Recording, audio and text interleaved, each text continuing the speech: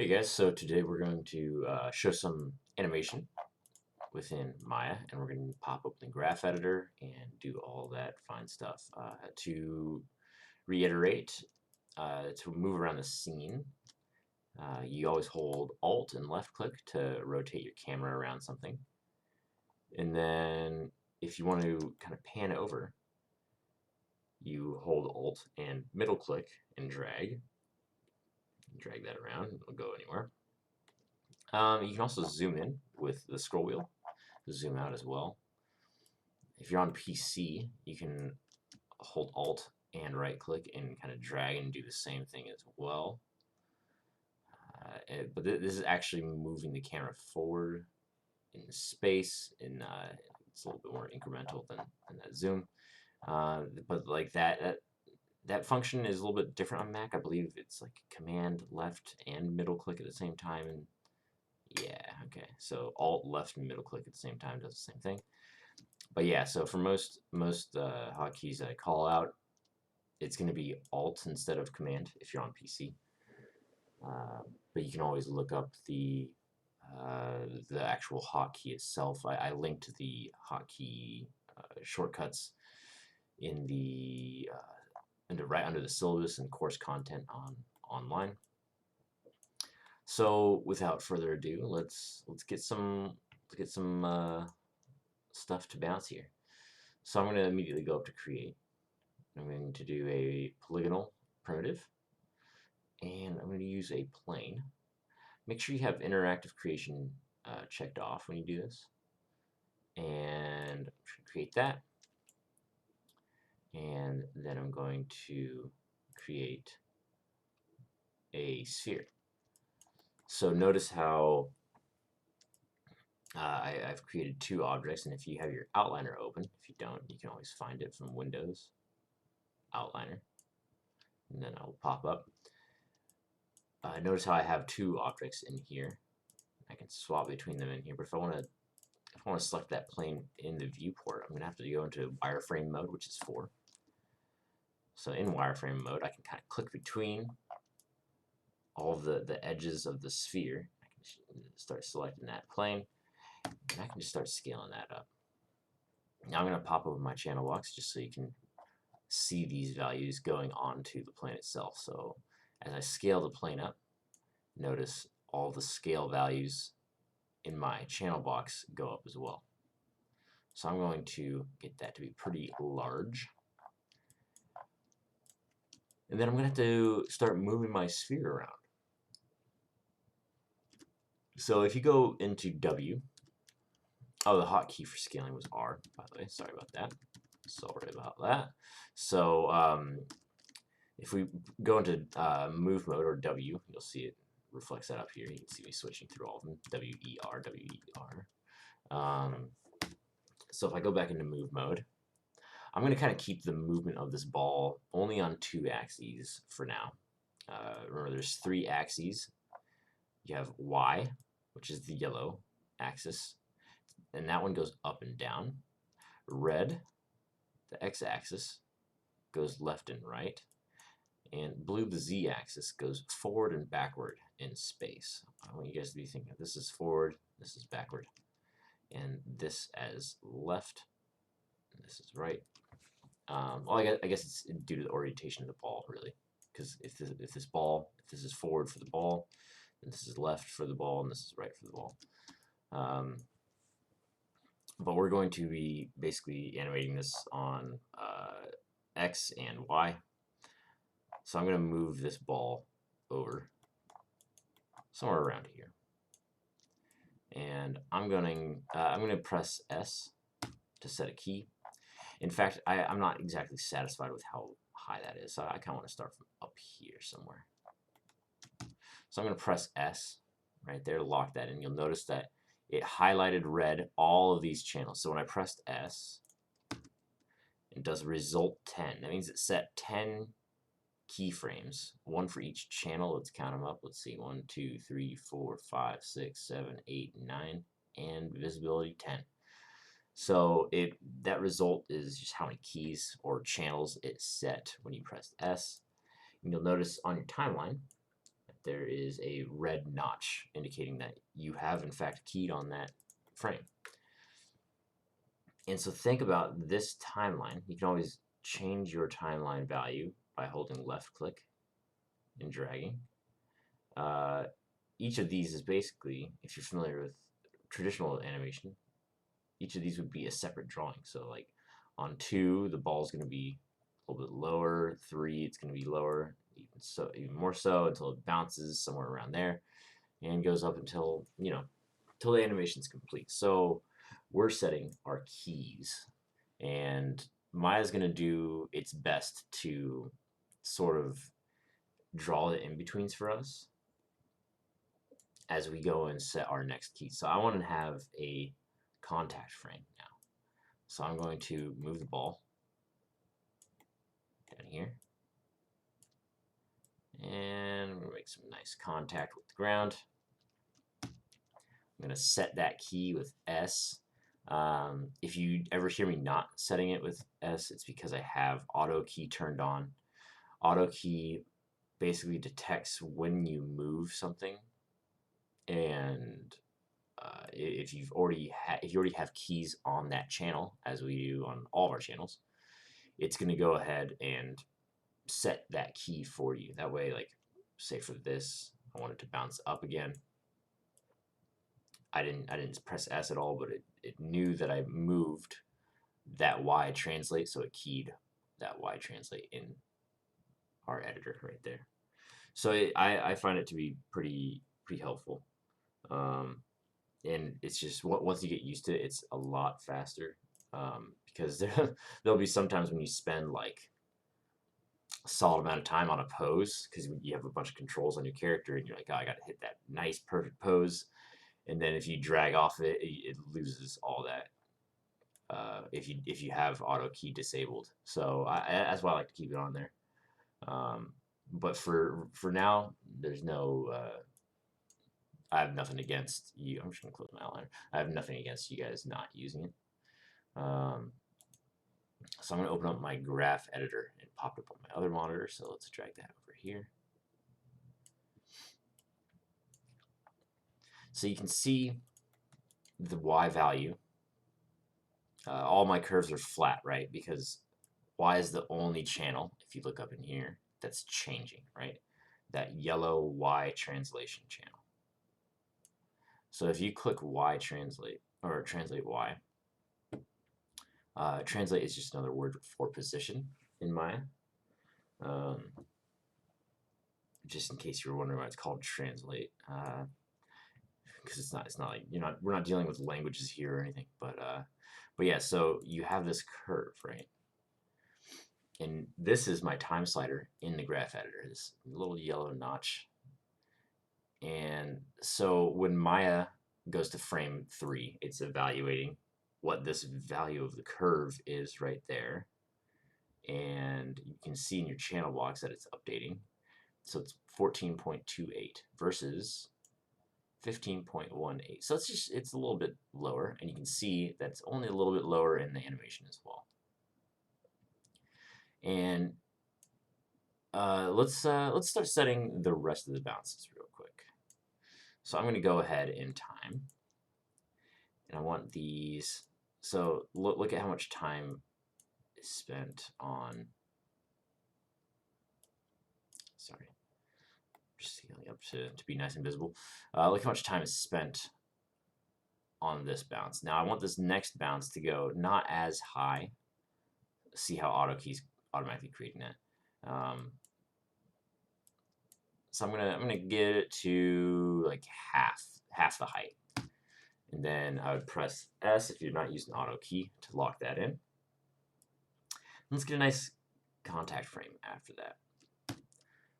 So I'm going to press S in viewport. There's a couple ways we can get this contact. So I could take that Y curve that I already have in there, and I could hold Shift and middle click to kind of make sure that I'm sliding it down the proper values. Another way to do that, I'm just going to undo that, would be to copy straight up this key's value and place it right there. And another way to do that would be to hold my mouse over this, right click copy, right click paste. Now if you do that, and if you had an X translation, so if it was moving along this, and then you did that, you copied that key. See how it copied that X translation? So that's just completely copying the entire key. We don't want to exactly do that on these scenes just yet, because that X curve needs to be. We're gonna do some work on that later. But back to that Y curve, because we're just trying to get that nice motion of the bounce for the time being. So we have that. I'm just going to set the rest of the bounces real quick. Right there.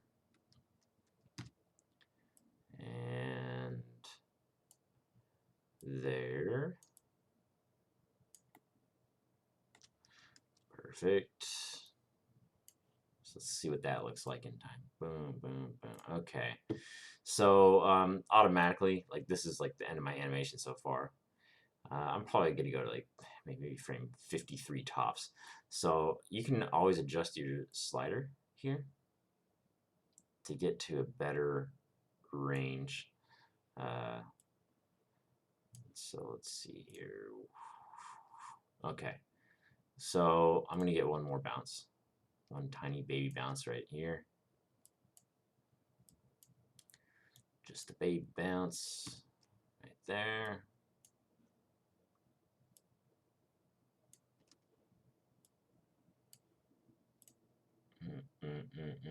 So notice how it's kind of slowing down as it approaches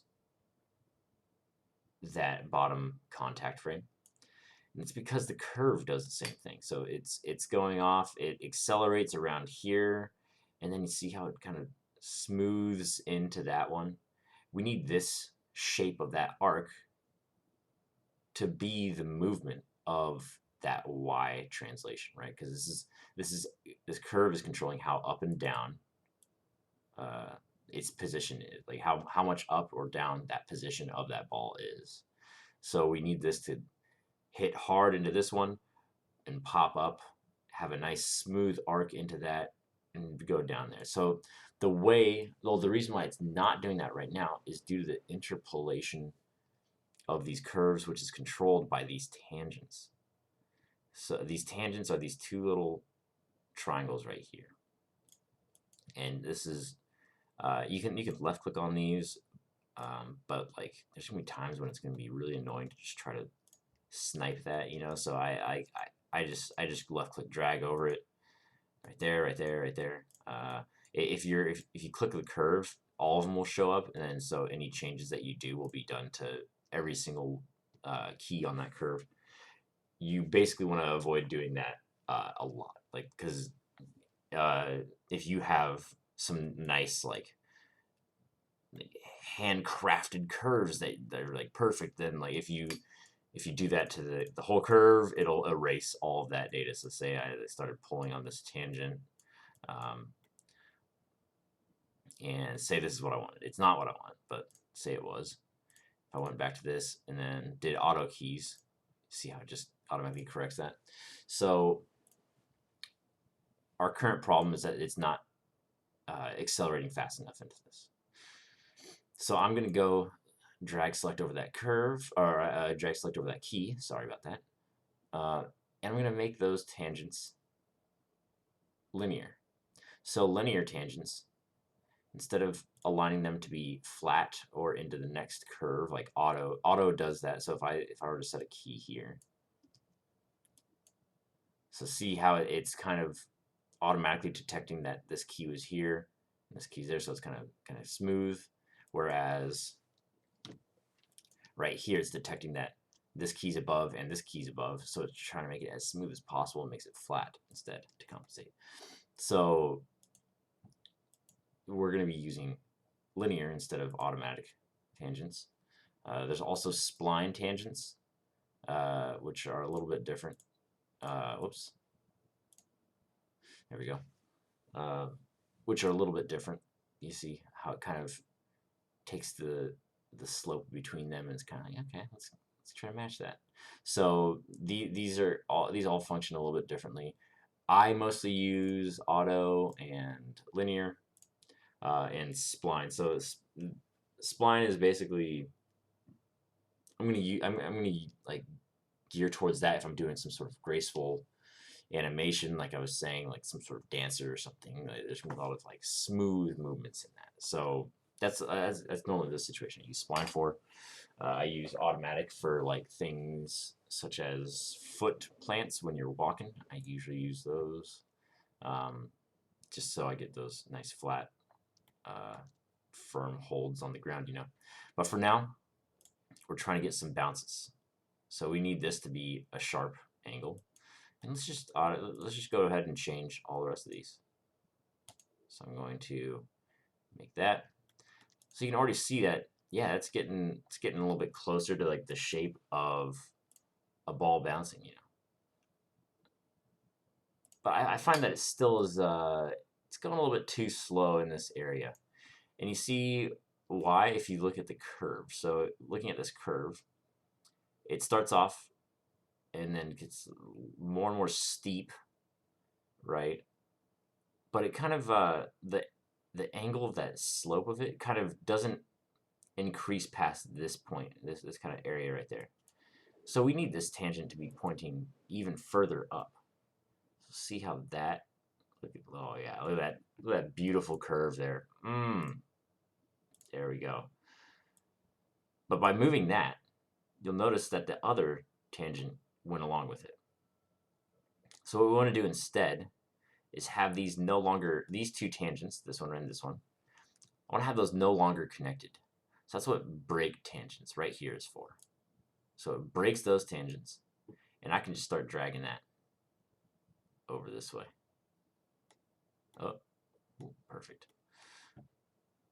So now I'm going to go ahead, break the tangents of all of these, and kind of correct those curves one at a time and get some nice, delicious arcs. Let's see, break tangents.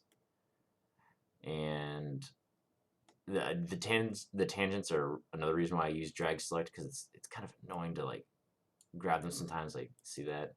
So I just drag select over, and then I middle mouse click drag. Drag select over, middle mouse click drag. If these functions, if middle mouse click drag is doing some other weird stuff, it's probably because you're in a different mode. Because you can scale these curves as well. Like if I go in here and then middle mouse click drag, see how it's scaling all that, and it's scaling to the, yeah, so I usually just am on move mode. There's some situations definitely where I would want to go into scale mode, and that's like if I wanted to increase the Y value of all of them, I would probably scale from down here and pull up. But that's a pretty specific situation, and I usually after doing that, I immediately go back into move mode with W. So now we have some nice bounces. Let's see. Yeah, very nice. Very nice. So next step is probably, say I want to retime this, right? Because say I want this this impact to happen a little bit sooner. There's a few different tools to do that with. So you can shift click on your timeline, and then you can scale these keys from the side. But I don't want to do that. Instead, I'd prefer to shift click, and I want to just drag those keys. So watch the graph editor after I do this, and watch these keys as well as I drag this. So if you go to these two little middle triangles and hold left click and drag, all those keys are moving. And you can see in the graph editor, they're doing the same. So that's just showing you the connection between those keys. You could also do the same thing with all of your keys in here. So if I left click one channel, and then if I shift click the bottom one, it selects all of them. So I'm like, my graph editor is showing me everything on this object. I believe it does the same thing when you just, if you deselect and select the object, it just automatically displays all channels for you. So I'm going to left click drag over all of this, and I'm going to middle click, and while holding shift, shift basically aligns it aligns your movement to one axis. So since I moved it left first after holding shift, it doesn't matter where my cursor is. Like, see, I'm like dragging in a circle, but it's only staying along that X value, and it's snapping to keys. So you can do it in here and get it exactly where you want it to be, and that's what I'm going to go with for now. Awesome. So that is where I want it now. Very nice. All right, so what else do we need for this bouncing ball? Let's see what it looks like in viewport. Okay, so that's looking pretty decent. Looking pretty decent. Now let's start adding some squash and stretch. So the principle of squash and stretch is basically playing with the volume of the mass of it. So it dictates that when it's down, when an object is traveling really fast, it's gonna be stretched out and have a more vertical silhouette.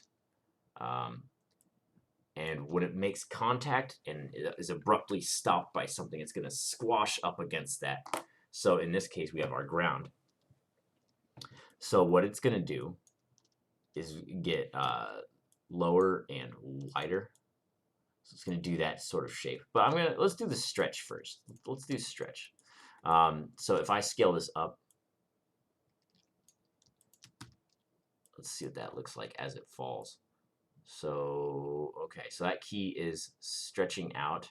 However, we also need to go in and kind of scale it down on X and Z. Since it's moving fast along Y, we need to stretch it along Y. However, we need to also make sure that we kind of don't make it larger with these keys. Like, I feel like I'm gaining a little bit of mass there, so I'm going to kind of tone it down a little bit, make it a little bit smaller. And then another thing that helps sell this a lot is to do I'll do squash first. So is to do the squash frames, and so I'm going to scale that down on Y, right? So it's getting compressed from all that force going downwards. It's going to be compressed downwards as well, but that mass also has to go somewhere else. So if I scale out on X and Z, right there, it's going to get we're going to get that nice squashed shape of it.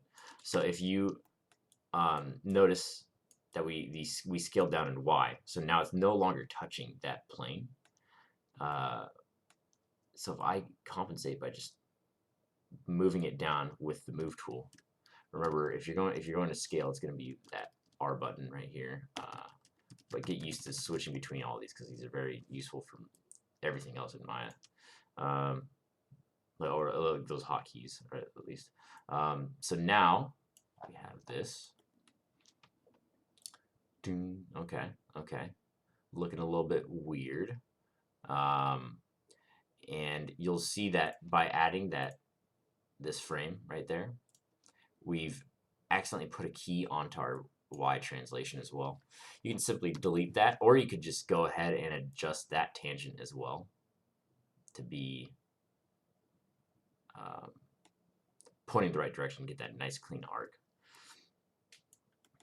But we need to have a stretch out of this, right? Because it bounces back up immediately, and we want to have it be that stretched out silhouette. So I'm going to a nice way to input values into this graph is to just directly go into the channel blocks. Sometimes you can left click drag to select multiple panels in here. You can also shift click or click and then shift click some channels, and it will select everything in between. I believe, is it Alt? Wait, no, Control. I believe it's Command on Mac lets you select individual channels, and then you can middle click drag it in your viewport, and it'll do this stuff. However, I want to just numerically set that to be 1, just so I can see like the proportions of the ball, so I know that I'm not stretching it or squashing it too much. So I'm going to stretch that out right there, and then bring that back in on X and Z, because it's springing back up, so it's going to stretch towards its movement, which is going up and down right now. Okay, let's see that. Boom, boom, boom. Oh, beautiful. Beautiful. All right, so one more thing that we can do in here is we can adjust our Y translation to match that tip up with the ground. So I'm going to make sure that that key gets locked in. And then that's going to let our, because when it was, before we adjusted it was kind of up here. And then the next frame, it was down here. So I didn't like that, having that visual distance for your eye to travel in order to see that squash frame is going to make that squash frame like kind of go back, kind of go past a little bit too fast. So I'm going to do the same for this key as well. I'm going to drag down until I see that tip making contact with the ground. So now that squash is going to be a little bit more visible, because our eyes aren't having to track it and look at its different silhouette. We're kind of expecting it already, because our eyes are trained to look at movement, because we've been looking at it all of our lives, you know. And then I'm going to adjust these curves as well, again, to get it back to a nice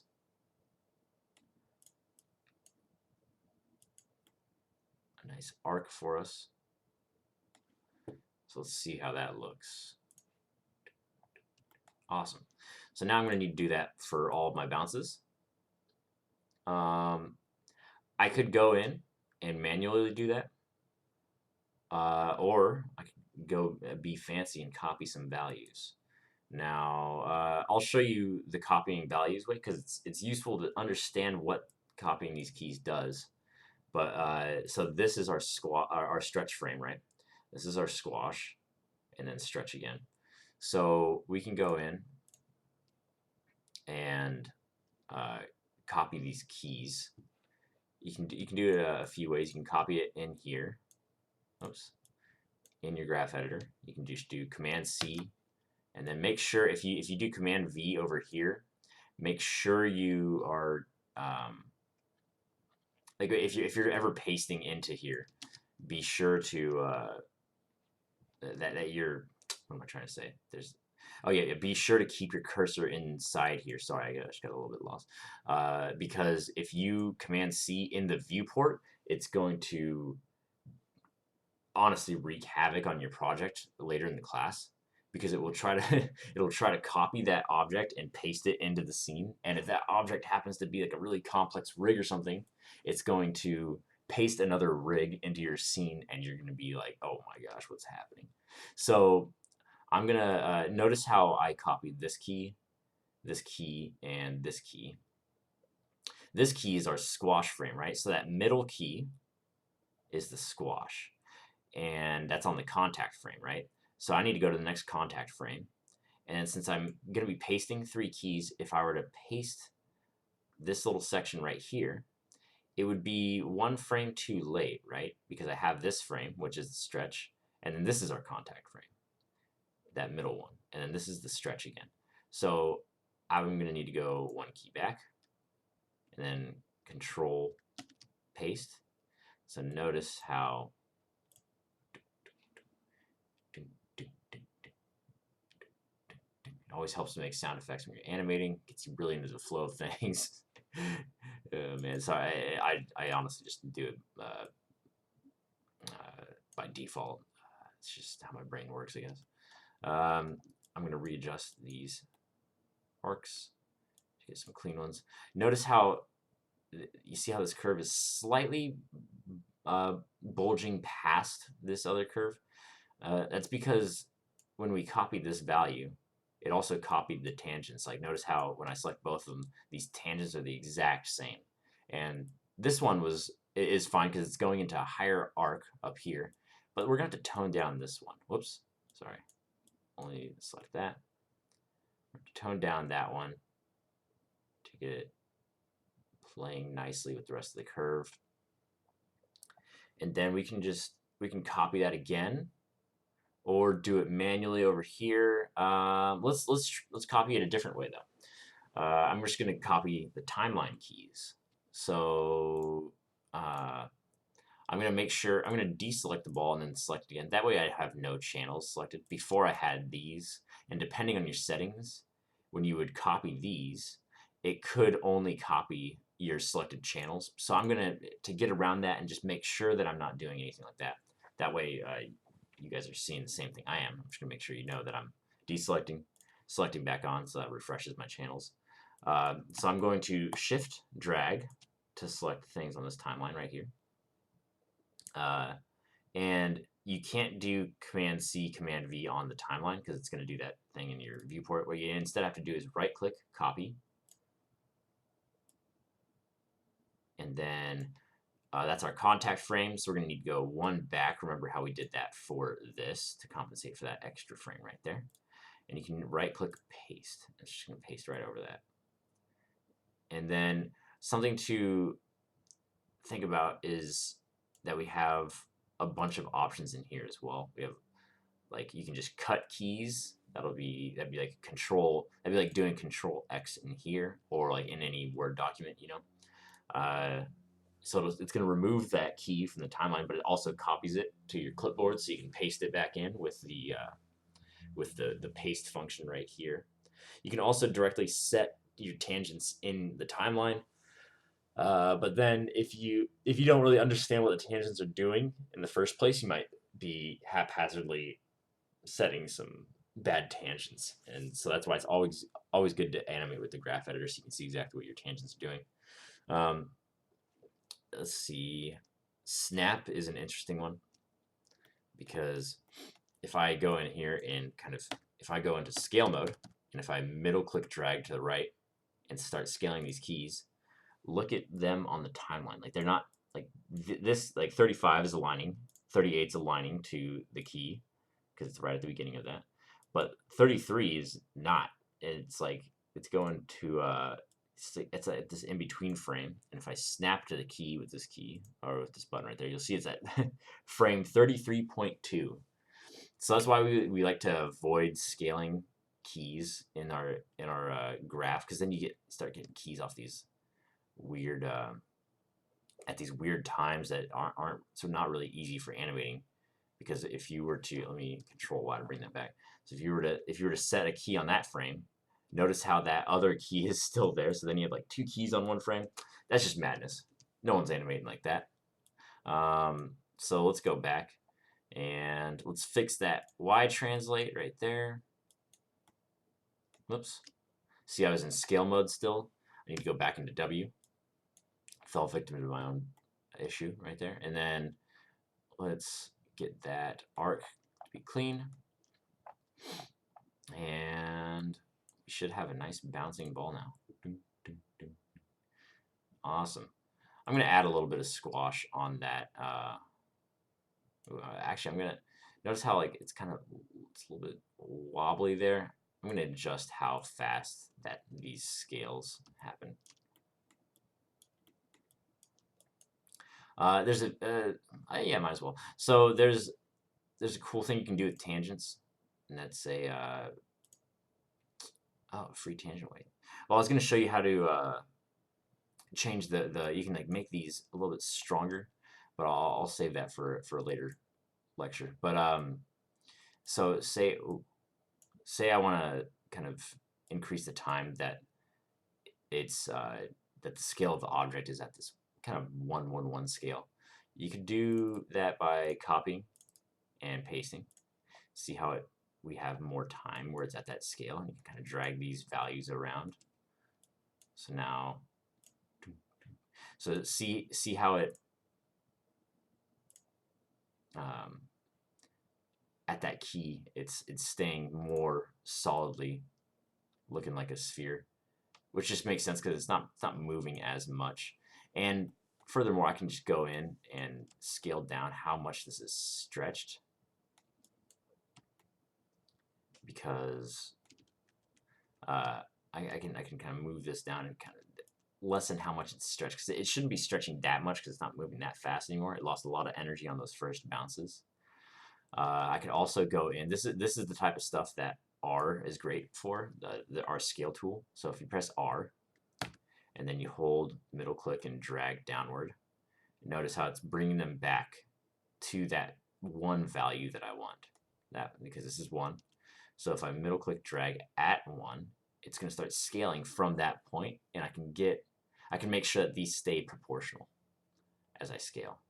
So it's pretty useful for that type of stuff. So I'm going to put it right there. I'm going to do the same for this key over here.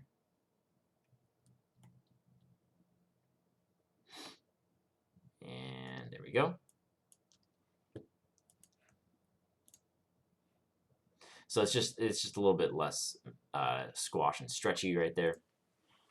So that's how you get control over that and use your scale tool. I would probably add a slight squash right here on this last frame. See how it kind of like comes to a dead stop at that last part. So let's get a little bit of stretch in there. I'm gonna key right here to make sure it has some values on that. Then I'm gonna stretch it the frame before, just very slightly.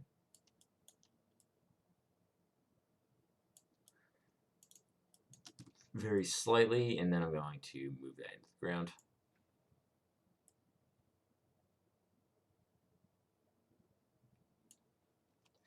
Let's check our Y translation.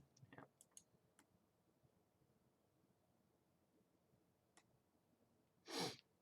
All right. And then I'm going to squash out slightly.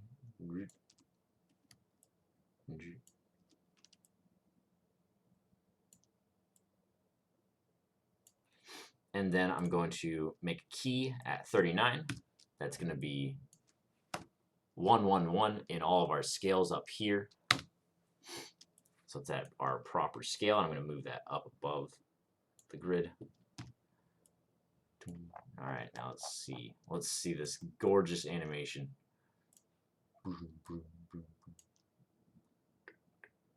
Awesome. All right, so now I want to show you guys how to move this along a path. So if you want to have this ball kind of bouncing to screen left, then you're going to need to start affecting a different position, right, as it's moving along, because we've only been affecting Y position or translation.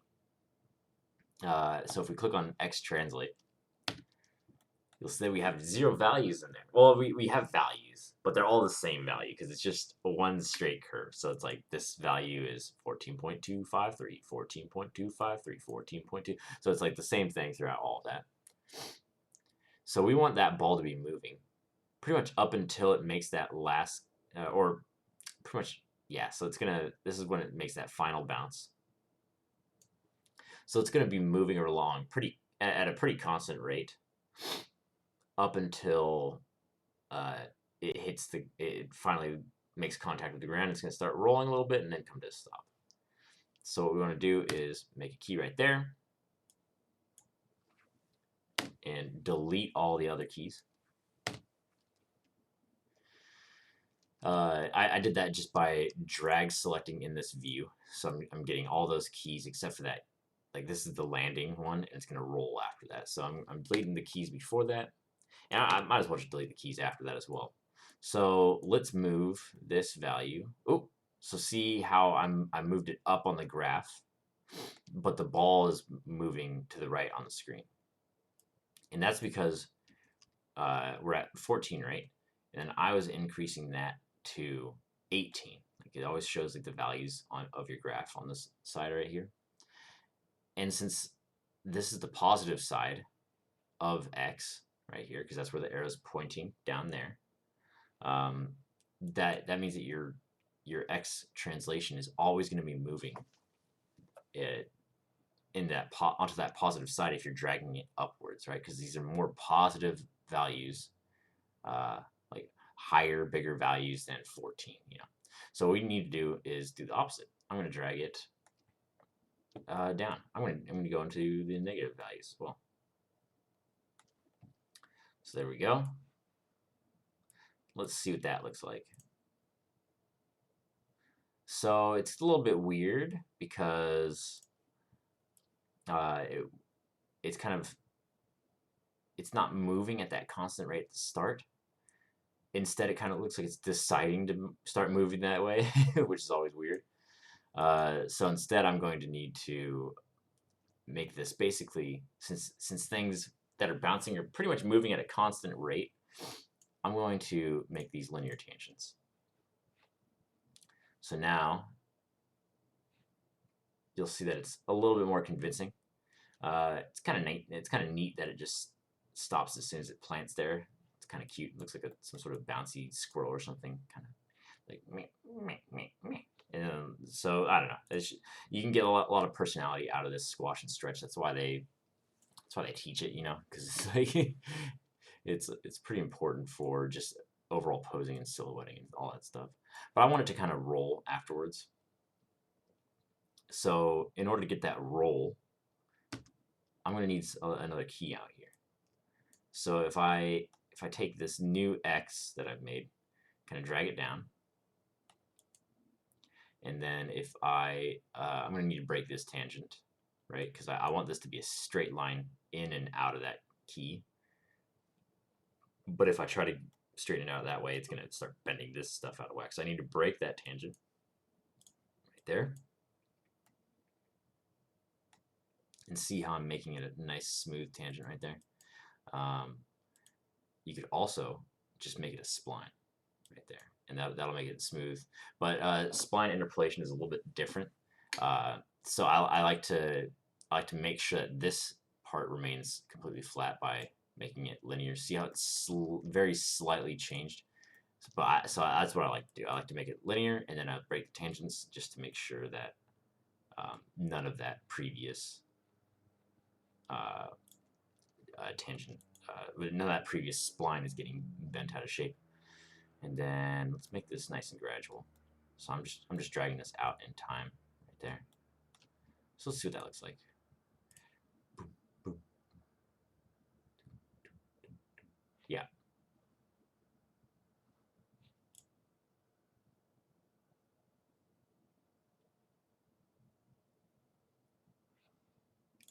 Awesome. And you can even go so much as to have a little bit of settle at the end. If I just drag that key back slightly, let's see what that looks like.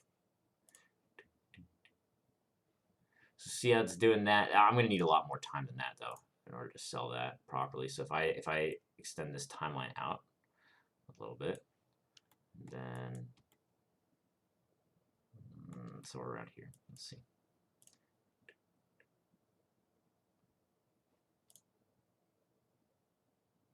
Yeah, I think I still will need additional time.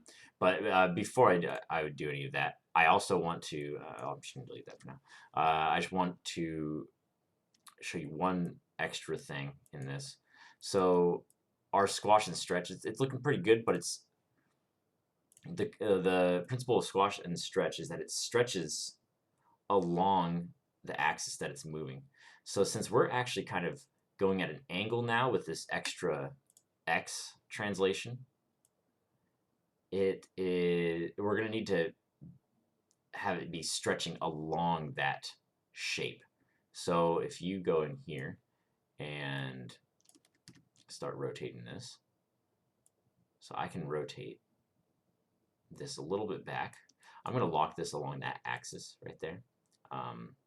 It should be Z that I'm rotating it on. Yeah. So I'm rotating along Z.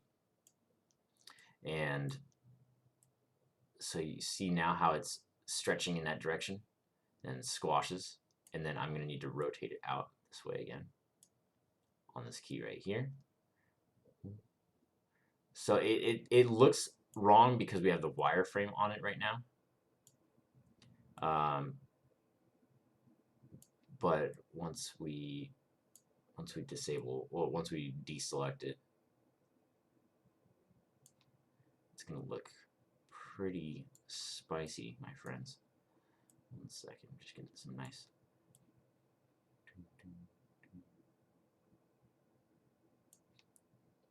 There. All right.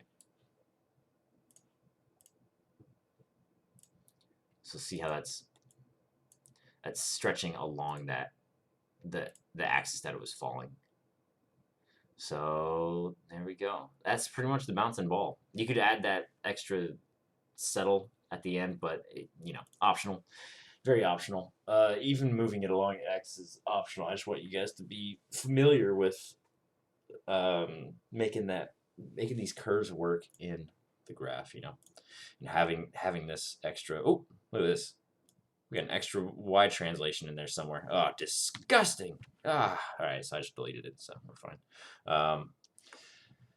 And then, as always, I would save out the project, and then you're good to go. Awesome. Thanks for watching, guys. Hopefully it was helpful.